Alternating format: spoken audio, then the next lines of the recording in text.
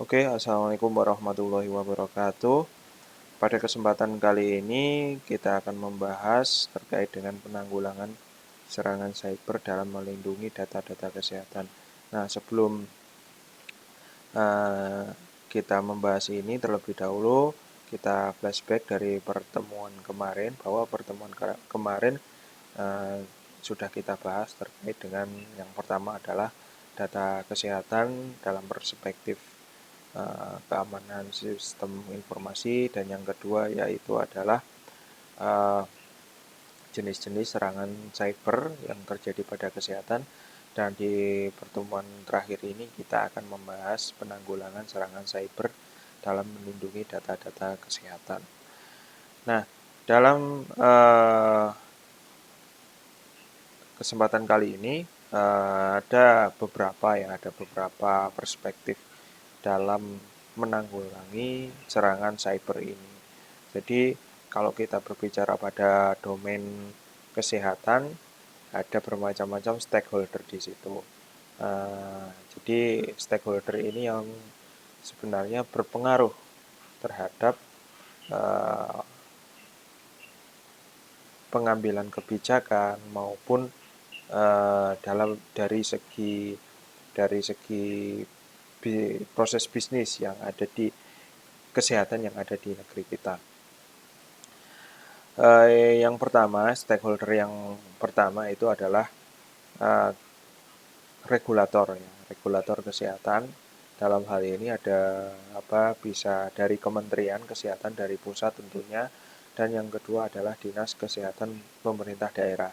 Nah, ini biasanya di daerah-daerah ya. Terus yang kemudian ada penyelenggara fasilitas layanan kesehatan. Ya, dalam hal ini adalah rumah sakit, klinik, atau fasilitas-fasilitas kesehatan yang lainnya yang biasanya ini berhubungan dengan pasien. Terus yang berikutnya yaitu adalah produsen alat kesehatan, aplikasi kesehatan, dan farmasi. Nah, ini kaitannya dengan uh, pihak di luar. Biasanya ini adalah dia sebagai penyetok, ya, penyetok alat kesehatan, terus aplikasi, terus kemudian ada penyetok obat-obatan juga. Nah, itu. Yang berikutnya adalah SDM kesehatan. SDM kesehatan di sini yang bertindak adalah dokter yang memang benar-benar dia itu memang benar menangani pasien secara langsung. Nah, biasanya ini kaitannya dengan dokter, perawat, dan tenaga kesehatan lainnya. Terus yang berikutnya yaitu adalah perusahaan. Yang dimaksud dengan perusahaan di sini adalah perusahaan asuransi. Ya, semisal saja kalau di negara kita ada di asuransi BPJS atau asuransi yang ada di bank, ya, seperti itu ya. Asuransi ya yang dari bank biasanya ada yang punya negeri, ada yang dari pihak swasta ya. Uh, ya, ya, ya seperti itulah. Terus nah, ini kaitannya biasanya di instansi ya, perusahaan asuransi seperti ini dia menyimpan data-data rekam medis. Terus yang berikutnya yaitu adalah instansi pembina keamanan cyber. Nah, kali ini adalah yang bertindak adalah BSSN, Badan Cyber dan Sandi Negara, yang memang ini ditunjuk untuk sebagai istilahnya pengambil kebijakan terkait dengan serangan-serangan cyber, dan juga dia tentunya istilahnya jadi yang memang benar fokus mengurusi serangan cyber di negara kita, BSSN. Nah, dari stakeholder di sini itu ada nanti semacam istilahnya usulan-usulan bagaimana seharusnya keamanan sistem informasi di dalam kesehatan itu. Ya, jadi kita nggak bisa sebenarnya di sini nggak bisa jalan satu sisi saja, misalkan dari segi SDM atau dari segi penyelenggara fasilitas layanan kesehatan. Nah, kalau misalkan proses pengamanan atau regulasinya di penyelenggara fasilitas layanan kesehatan saja, saya rasa di akan nggak akan maksimal karena namanya elemen kesehatan di sini meliputi banyak stakeholder dan stakeholder itu memang harus saling bekerja sama dalam hal keamanan sistem informasi khususnya data-data rekam medis dari pasien itu sendiri. Ya, sebagai contoh misalkan pihak asuransi, eh, di dalam undang-undang rekam medis itu sudah dicantumkan bahwa rekam medis itu sifatnya sangat rahasia. Nah, sekarang kalau kita berbicara rekam medis itu bisa jadi datanya itu dari penyelenggara fasilitas layanan kesehatan atau dari perusahaan asuransi. Nah, itu ada dua. Nah, kalau kedua lembaga atau instansi ini tidak saling berkolaborasi, maka ya keamanan data pasiennya ya kurang maksimal. Jadi seperti itu. Itu adalah gambarannya. Nah, sekarang kita akan coba kupas satu persatu langkah-langkah apa saja yang dapat digunakan untuk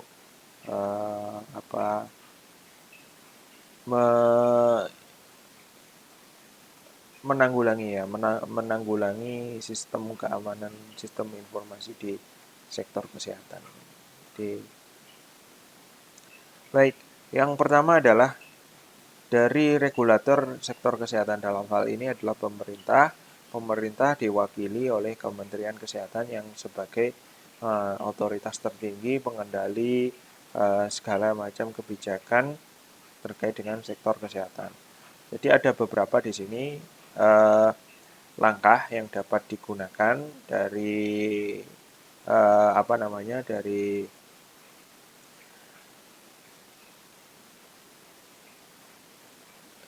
langkah yang bisa digunakan oleh regulator kesehatan ini.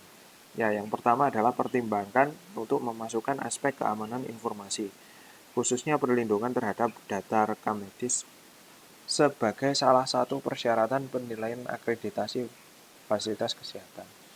Nah, ini bisa jadi sebagai trigger ya, bisa jadi memacu bagi instansi kesehatan khususnya rumah sakit. Jadi poin ini menjadi salah satu poin dari penilaian akreditasi. Karena dengan poin itu otomatis dengan salah satu poin akreditasi itu maka instansi kesehatan itu akan memacu dirinya masing-masing untuk memang benar mematuhi regulasi karena kalau tidak mematuhi regulasi tersebut maka nilai akreditasinya akan jatuh dan itu tentu saja kalau misalkan nilai akreditasi jatuh maka akan berpengaruh terhadap tentunya di sini pandangan masyarakat terhadap instansi kesehatan itu sendiri. Tentunya dalam hal ini misalkan ada rumah sakit X boleh dibilang akreditasinya rendah sekali. Terus kemudian ada aplikasi ada rumah sakit Y ya, ada rumah sakit Y yang notabene nilai akreditasinya lebih baik dari rumah sakit Y. Maka saya yakin di sini kita yakin pasti masyarakat akan memilih yang memang akreditasinya lebih tinggi gitu. Terus yang berikutnya adalah mempertimbangkan untuk menyusun kebijakan tentang perlindungan sistem informasi kesehatan. Ya, perlindungan di sini secara fisik, logik, dan administratif. Nah, di sini ya kaitannya sebenarnya dengan ini ya, kebijakan-kebijakan ya, kebijakannya seperti apa untuk dari segi fisiknya, misalkan ya yang tadi sempat kita bahas untuk masalah regulasi terkait data-data rekam medis yang rahasia. Nah, itu regulasinya berupa ada peraturan menteri, ada peraturan pemerintah ya, dan lain sebagainya. Itu ada yang dimana dia menjelaskan tentang data-data kesehatan dan tentunya itu adalah bisa kita lihat itu ada sebagai salah satu upaya dari pemerintah untuk mendukung terjadinya sistem sistem rekam medik yang rahasia.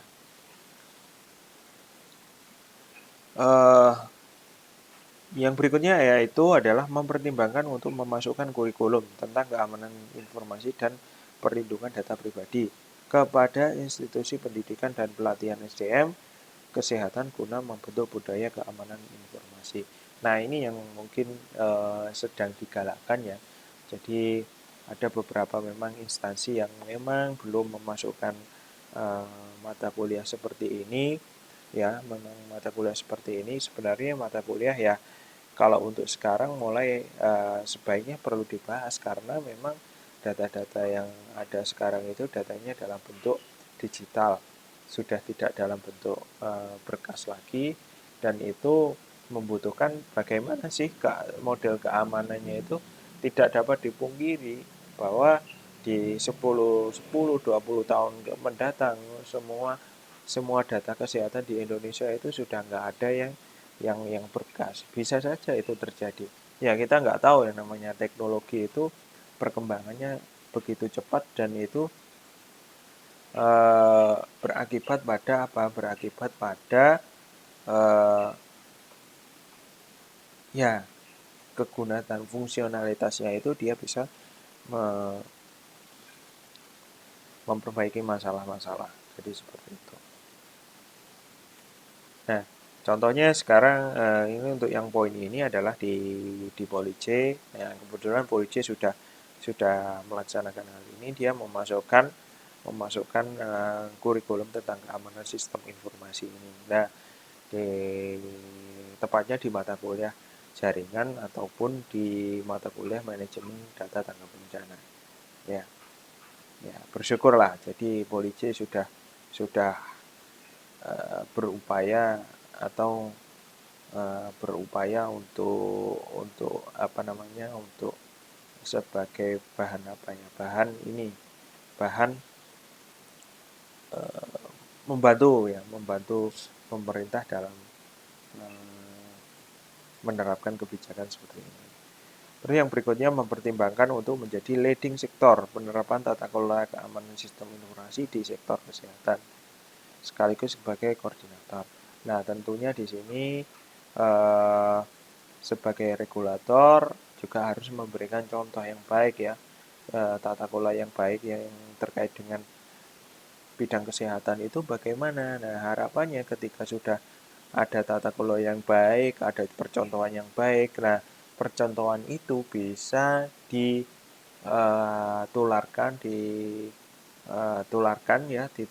fasilitas-fasilitas kesehatan yang lainnya yang memang untuk mas dalam tahapan apa namanya keamanan sistem informasi itu dia masih perlu belajar banyak. Nah, itu seperti itu. Terus yang berikutnya adalah penyelenggara fasilitas layanan kesehatan. Nah, hal ini ya terkait dengan rumah sakit tentunya. Direkomendasikan untuk mulai menerapkan tata kelola keamanan sistem informasi pada setiap pengelolaan informasi, khususnya rekam medis di fasilitas kesehatan, berdasarkan standar keamanan informasi kesehatan, misalkan ISO sekian-sekian ya 27799-2 Nah, ini penting ya sebagai agar proses memanage keamanan sistem informasi itu perlu adanya sebuah tata kelola yang baik. Gunanya untuk apa? Dengan tata kelola itu ada aturan-aturan. Nah, kalau kita bisa bayangkan kalau misalkan kita jalan tanpa aturan, tanpa tata kelola, pasti akan kacau gitu kan. Langkah seharusnya apa yang dilakukan ketika user tidak user sudah tidak aktif lagi di sistem informasi tersebut. Apakah datanya di-delete atau di nonaktifkan. Nah, itu perlu penanganan seperti itu perlu adanya tata kelola di mana ada standarnya gitu. Kalau sudah ada standarnya, itu lebih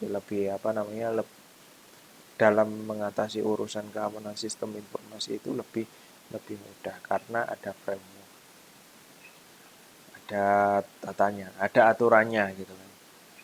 Terus yang berikutnya direkomendasikan untuk menerapkan security parameter baik secara fisik maupun logik pada perangkat yang menyimpan data-data berklasifikasi. Nah, perlindungan secara fisik ini tentunya perlindungan dari segi misalkan hak akses, terus kemudian enkripsi, autentifikasi, pemberian hak akses, firewall, dan lain sebagainya. Nah, ini biasanya ya secara fisik lah ininya penerapannya secara fisik, secara teknis. Terus kemudian yang berikutnya direkomendasikan untuk menyusun kebijakan keamanan sistem informasi yang dapat diacu oleh seluruh pegawai. Nah, kalau yang tadi adalah sebagai regulator itu mungkin kita berbicara pada domain besar ya, domain di negara kita. Tapi juga di fasilitas kesehatan tersebut juga harus ada regulasi yang mengatur seperti itu. Misalkan aturannya adalah setiap user atau setiap user dari sistem informasi kesehatan itu uh, harus merubah password 1 bulan sekali. Nah, itu adalah salah satu kebijakan dalam upaya menangani masalah keamanan sistem informasi. Itu ada salah satu. Tentunya di sini masih banyak contoh-contoh yang lain. Ya, misalkan user tidak boleh sharing username dan password kepada user yang lain. Terus kemudian memberikan wawasan dan pengetahuan kepada setiap pegawai terkait dengan sistem informasi. Nah, di sini setiap pegawai, nah itu tidak terkecuali oleh pegawai-pegawai yang lain ya di luar rekam medik dan pegawai IT. Tentunya di sini harus paham terkait dengan keamanan sistem informasi. Kalau nggak paham ya kita bisa ngasihkan contoh seperti ini. Ya, misalkan seorang dokter dia menuliskan riwayat rekam mediknya. Nah, ketika itu dokter tersebut lupa untuk log out. Nah, karena memang nggak ada di rumah sakit, nggak ada aturannya. Hal-hal sepele seperti itu. Nah, kalau seandainya dokter tersebut keluar ruangan dan kemudian ada cleaning service atau atau orang lain yang ada di situ menemukan bahwa akunnya masih belum terlogout. Nah, ini kan data-data informasi ini bisa diambil. Nah, makanya itu di sini nggak bisa. Jadi setiap contohnya juga cleaning CS yang ada di rumah sakit. Nah, harus diberi pengetahuan tentang keamanan sistem informasi. Ya, pas waktu bersih-bersih karena nggak tahu dia tidak bisa membedakan kabel listrik sama kabel UTP, yang kabel UTP dicabut aja, akhirnya rusak. Nah, itu menjadi problem tersendiri, gitu kan. Jadi di sini baik itu dari yang elemen yang yang terendah, dari level terendah sampai tertinggi harus diberitahu. Melakukan monitoring terhadap penggunaan jaringan ITK. Ya, ya ini kaitannya dengan ini ya administrator jaringan. Jadi harus secara rutin untuk memonitor jaringannya apakah itu ada gangguan atau tidak. Nah, kalau misalkan ada gangguan yang dirasa itu memang besar ya harus dilaporkan ya. Bisa dilaporkan di BSSN. Nanti akan ini di istilahnya eh,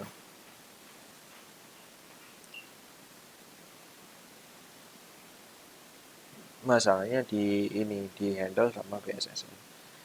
Terus kemudian ada Trap X ya, Research Security tentang kasus medchecking, medical device hijacking, yang menyatakan bahwa beberapa perangkat medis memiliki sistem yang lemah, sehingga dengan mudah dapat diserang oleh hacker.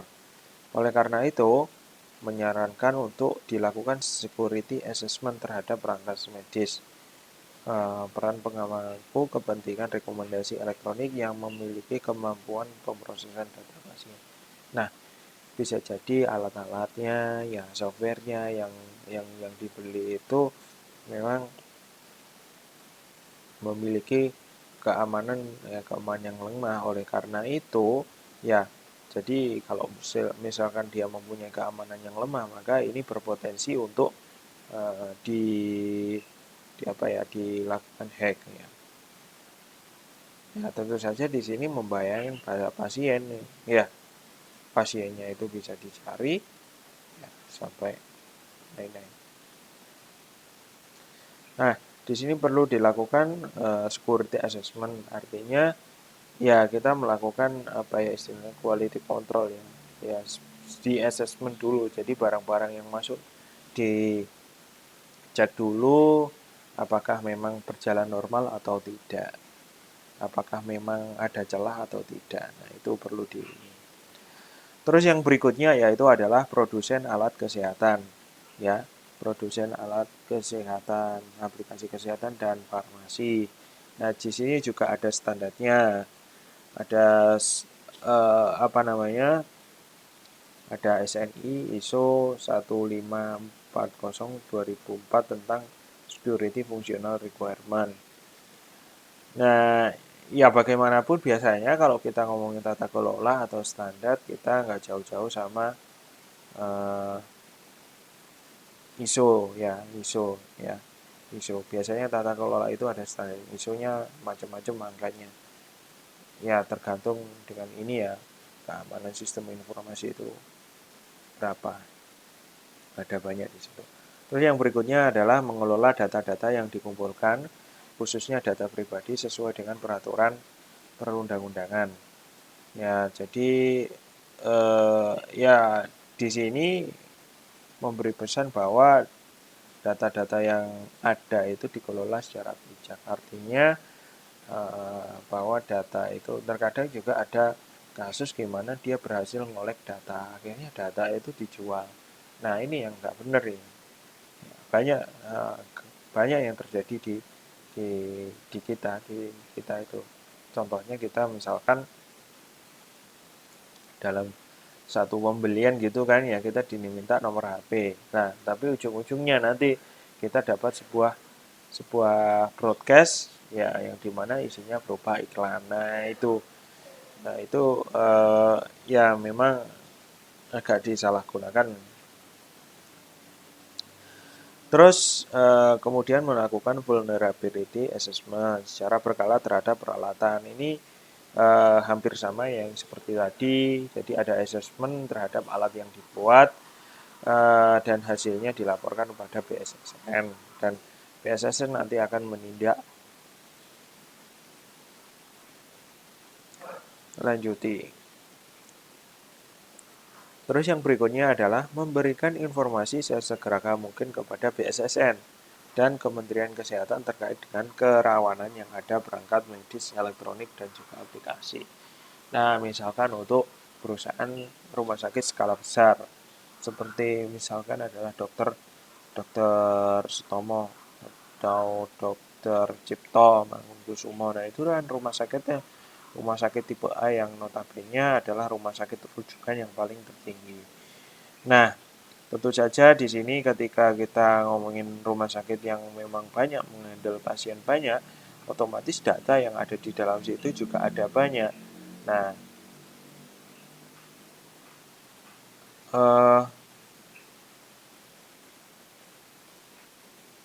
berarti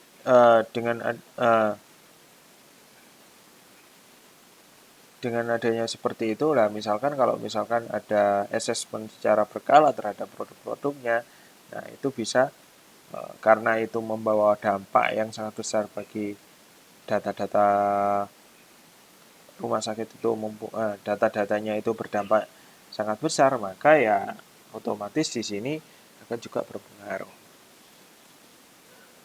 Memberikan informasi segera mungkin kepada BSSN dan Kementerian Kesehatan terkait dengan kerawanan. Nah, ini ada tindak lanjutnya. Tindak lanjutnya yaitu adalah melaporkan jika misalkan software yang dibuat itu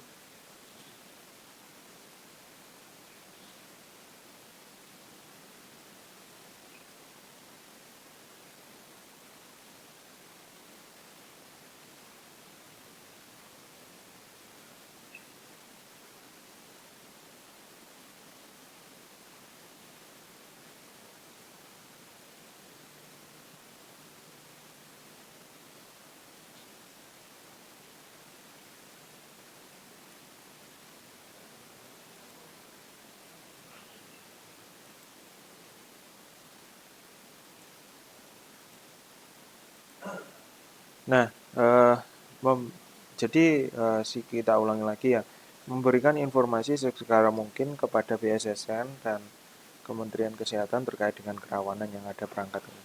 Nah, ini kalau misalkan ada apa-apa terkait dengan alat atau sistem informasi cepat dilaporkan kepada BSSN, dan nantinya dari BSSN itu akan ada proses tindak lanjut dari situ. Yang berikutnya adalah memastikan produsen melakukan perbaikan terhadap kerentanan tersebut. Nah, dari sini tentu saja produsen itu harus memberikan layanan, ya layanan servis jika memang alat tersebut itu terjadi dapat membocorkan data pasien, maka harus dari pihak produsen harus memperbaiki. Yang berikutnya adalah SDM kesehatan. Nah, SDM kesehatan ini adalah salah satu ujung tombaknya ya yang kaitannya dengan pelayanan kesehatan nasional. Nah, ini uh, perlu perlu mengetahui terkait dengan keamanan sistem informasi. Karena apa? Karena ini mau nggak mau ini ya datanya berhubungan langsung dengan pasien. Jadi pada dasarnya inilah pihak-pihak yang pertama kali mengentri data-data rekam medik dari pasien. Nah, ini perlu mendapatkan perhatian khusus terkait dengan pengetahuan-pengetahuan dalam dalam segi keamanan sistem informasi ini. Terus yang berikutnya, setiap personil perlu mengetahui dan memahami konsepsi kerahasiaan data pribadi pasien, khususnya rekam medik, karena hal tersebut sudah disebutkan pada peraturan perundangan yang berlaku. Nah, semua elemen yang tadi, SDM kesehatan harus menyadari bahwa data rekam medik itu adalah data yang sifatnya rahasia dan itu tidak boleh dibocorkan. Nah, kalau misalkan di tenaga SDM kesehatan itu tidak mengerti atau tidak mengetahui hal tersebut, maka hal ini sangat rentan sekali. Rentannya apa? Rentannya karena ketidaktahuan informasi, maka bisa jadi eh, seorang pegawai itu tidak sengaja membocorkan. Akhirnya di pasien X misalkan dia sakit ini. Nah, padahal hanya keluarga itu yang boleh menginformasikan. Di ini nggak boleh menginformasikan. Nah, itulah makanya pentingnya kerahasiaan eh, pentingnya kerahasiaan data atau pengetahuan tentang kerahasiaan data pasien di seluruh SDM kesehatan. Stakeholder yang berikutnya adalah perusahaan. Ya, perusahaan ini adalah sebagai pihak ketiga biasanya yang memanfaatkan data pribadi pasien. Maka pengelolanya pun perlu diamankan sesuai dengan peraturan perundang-undangan yang berlaku. Nah, ini contohnya adalah perusahaan asuransi, BPJS. Nah, itu kan dia memanfaatkan data pasien tentunya untuk mengambilan keputusan bagi pimpinannya. Dan juga gini, selain itu juga harus perusahaan yang mengikuti tata kelola itu juga ada standarnya, juga ada tata kelolanya. Nah, itu diatur dalam ini SNI ISO 27001. Terus kemudian yang berikutnya melakukan implementasi teknik keamanan security parameter untuk melindungi aset informasi.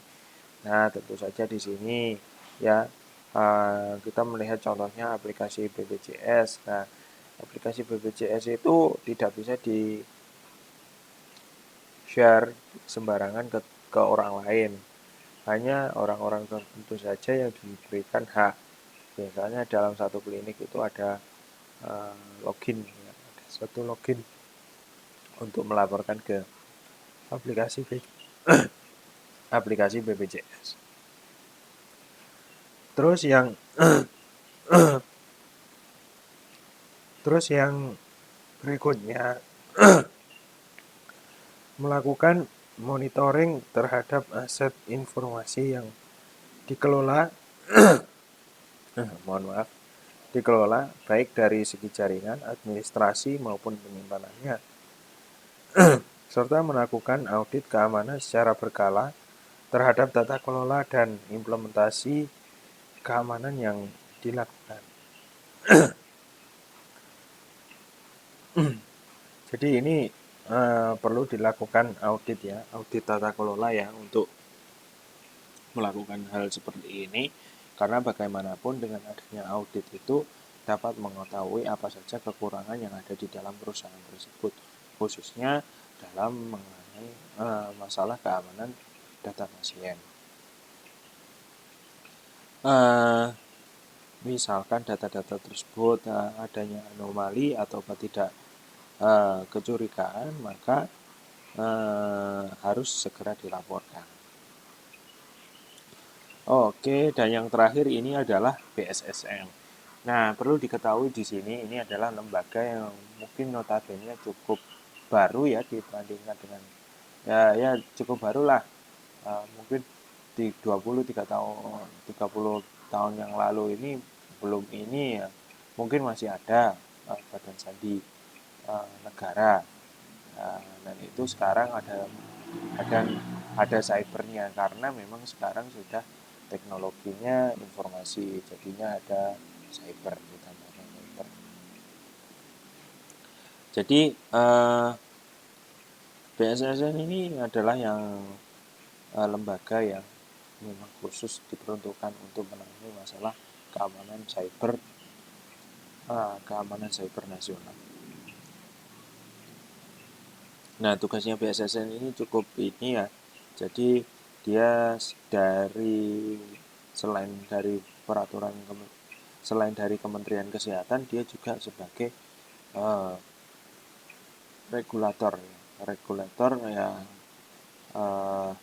keamanan cyber di sektor keamanan cyber ya, khususnya keamanan cyber secara umum dan khususnya di sektor kesehatan. Nah, terus yang berikutnya yaitu adalah melakukan pembinaan dan pengawasan dan penerapan tata kelola dan aksi perlindungan keamanan cyber di sektor kesehatan. Nah, ini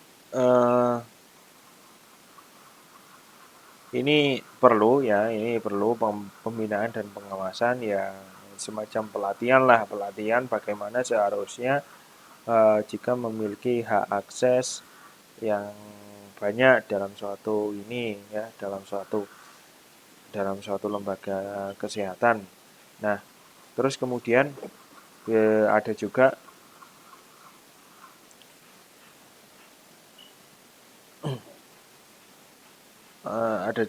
misalkan bagaimana cara mengatasi jika terjadi web defacement atau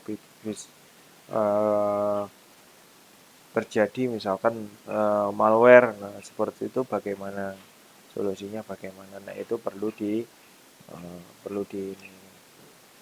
dibina lah, untuk karena juga yang tahu masalah secara teknis untuk mengamankan jaringan ini adalah BSSN. Terus yang berikutnya yaitu adalah membuat pedoman atau regulasi tentang tata cara ya gimana stakeholder kesehatan ini dalam melindungi keamanan cyber. Jadi Istilahnya misalkan kalau misalkan terjadi seperti ini, tindakan seperti ini, solusinya bagaimana? Nah, itu ada tugasnya BSSN. Memberikan asistensi dan konsultasi penerapan keamanan cyber.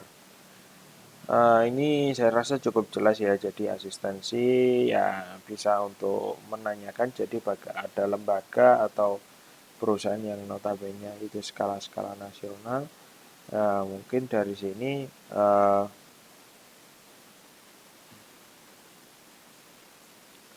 bisa melakukan konsultasi terhadap kepada BSSN untuk membahas masalah keamanan.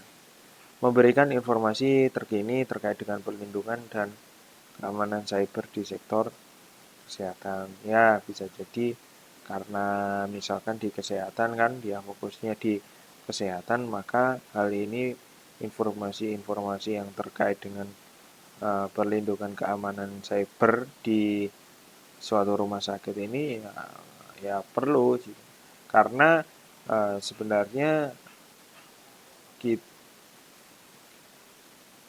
kita itu akan aware atau kita itu akan termotivasi jika di situ ada informasi terkait dengan kesehatan.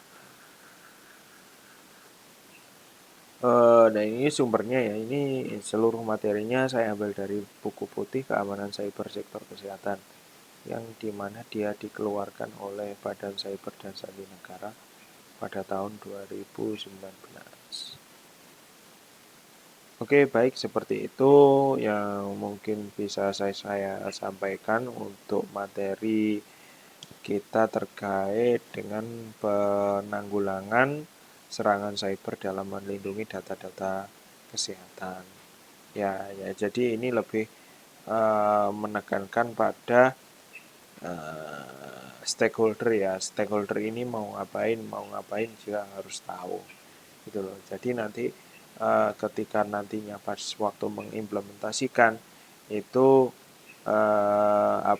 mempunyai pengetahuan yang cukup dalam mengelola keamanan sistem informasinya. Baik, mungkin seperti itu ya, mungkin yang bisa saya sampaikan. Bisa kita akhiri materi kita terkait dengan penanggulangan serangan cyber dalam melindungi data-data kesehatan. Sekian, wassalamualaikum warahmatullahi wabarakatuh.